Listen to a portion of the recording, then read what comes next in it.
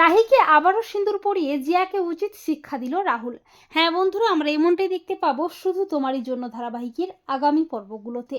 Rahul tennis champion হয়ে বাড়ি ফিরে আসে। রাহুলের তীব্র অভিমান হয় রাহির ওপর। দুজন দুজনের ওপর অভিমান করে থাকে। এরপর জিয়া রাহুলের জন্য একজন ডক্টর আনে। ডক্টর জানায় রাহি পারবে তার সেবা যত্ন দিয়ে রাহুলকে সুস্থ করে তুলতে। এরপর রাহুল ও রাহির মধ্যে মান অভিমান চলতে চলতে দুজন দুজনের অনেকটা কাছাকাছি চলে আসে। আর রাহির সিঁথির সিঁদুর রাহুলের জামায় লেগে যায়। অপরদিকে পিসি ঠাম্মি ও রাহুলের মা কনক বাড়ি ফিরে আসে। এরই মধ্যে রাহুল রাহির সাথে ঝগড়া করতে করতে নিচে নেমে আসে। আর রাহুলের গায়ে সিঁদুর দেখে মিমো, অনি ও লাক্স পিসি ঠাম্মির থেকে লুকোনোর চেষ্টা করে, কিন্তু জিয়া দেখে ফেলে। এমনকি রাহির সিঁথির সিঁদুর মুছতে যায়।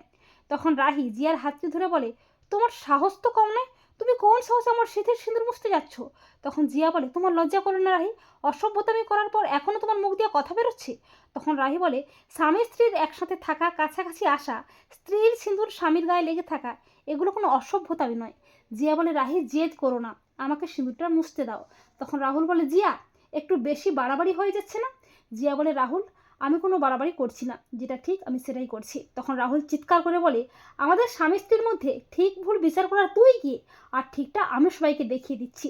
এই বলে রাহুল ঠাকুরের পায়ের সিঁদুর এনে রাহির সিঁথিতে পরিয়ে দিয়ে বলে, রাহি আমার স্ত্রী, তাই আমাদের মধ্যে কোনো লুকোচুরি নেই। স্বামী স্ত্রী তো কাছাকাছি আসতেই পারে, এতে তো লুকোচুরির কি আছে?